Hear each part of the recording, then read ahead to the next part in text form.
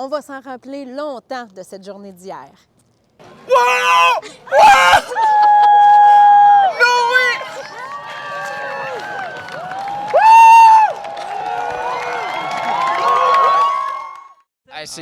Honnêtement, c'est une expérience très...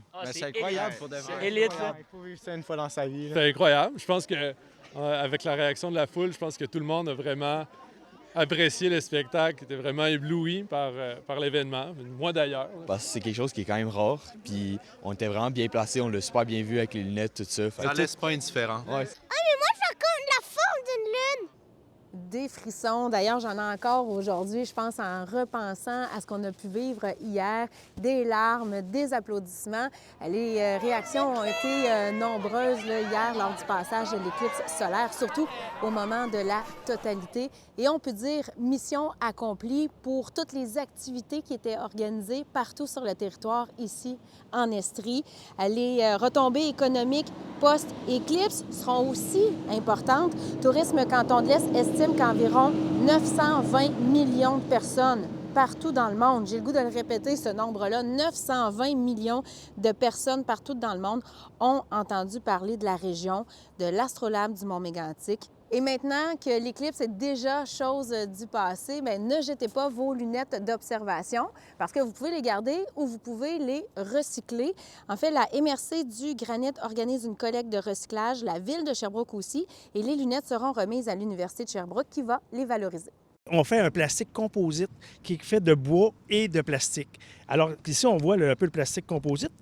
On retrouve les masques utilisés à l'intérieur de notre plastique. Et quand on est arrivé avec les lunettes, bien, on a travaillé ici en comité régional pour la préparation de l'éclipse, qui était un événement formidable qu'on a vécu hier au stade de l'université. Et on s'est dit, bien, on peut possiblement envoyer les lunettes dans le même procédé de recherche. Et effectivement, étant donné que c'est du carton, de la fibre de bois, du plastique orphelin, bien, à ce moment-là, on est capable de l'envoyer au même endroit.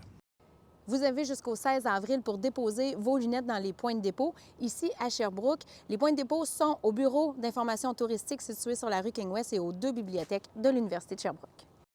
Il y a une deuxième friperie Estriade qui va ouvrir à Sherbrooke. Elle sera située sur le boulevard Bourque, tout près du Mazda. Et le concept sera complètement différent de celui que l'on connaît au centre-ville de Sherbrooke. Donc, on va offrir surtout des vêtements pour hommes et pour femmes de grandes marques.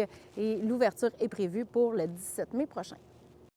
C'est soir d'ouverture pour le Festival Cinéma du Monde de Sherbrooke. Je vous rappelle que le film d'ouverture, c'est « Dis-moi ces choses sont si belles » de Lynn Charlebois.